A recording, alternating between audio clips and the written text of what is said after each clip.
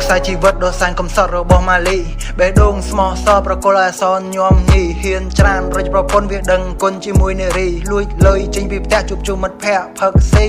គិតតែរឿងសប្បាយមិនខ្វល់ខ្វាយអំពីប្រពន្ធរាប់អានមិត្តភ័ក្តិឲ្យសិតតែមិត្តរមើលគុណនៅមុខសនឯងវាសំដែងដូចទុនភ្លុនតែនៅពីក្រោយខ្នងវាពុនប៉ងចង្ស៊ីប្រពន្ធចូលដល់វគ្គ10ញ៉ាំសែនស្អប់នឹងពូផ្លោកយូរដូចឡប់កាត់ចិនតែល្បិចស្មោករោព្រោះតែចង់បានដីយកគុណស្រីធ្វើរឿងថោកម៉ាលីស្លាប់ទៅហើយនៅឡាយឲ្យនាងយំសោកចង់សួរទៅដូចត្រូលថាគាត់គិតអ្វីផលិតរឿងនេះហើយធ្វើឲ្យខ្ញុំឈឺស្ទើរខ្សៃគិតទៅដល់ម៉ាលីសែនឡយសែនឡៃបើជួបពូខ្លាំងនៅក្រាញ់សូមវត្តមកខ្សែដីខ្សែជីវិតដ៏សែនកំសត់របស់ម៉ាលីបេះដូងស្មោះសរប្រគល់ឲ្យអសនញោមញីហ៊ានច្រានរិចប្រពន្ធវាដឹងគុណជាមួយនារីលួចលុយចេញពីផ្ទះជួបជុំមិត្តភ័ក្តិផឹកស៊ី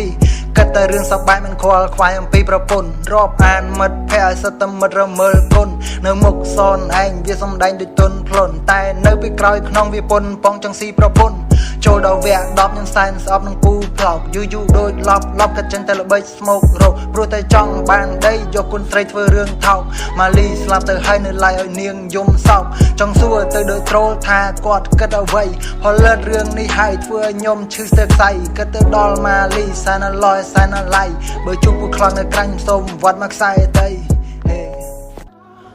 ខ្សែជីវិតដ៏សែនកំសត់របស់ម៉ាលីបេះដូងស្មោះសរប្រគល់ឲ្យអសនញោមញីហ៊ានច្រានរិចប្រពន្ធវាដឹងគុណជាមួយនារីលួចលុយចេញពីផ្ទះជួបជុំមិត្តភ័ក្តិផឹកស៊ី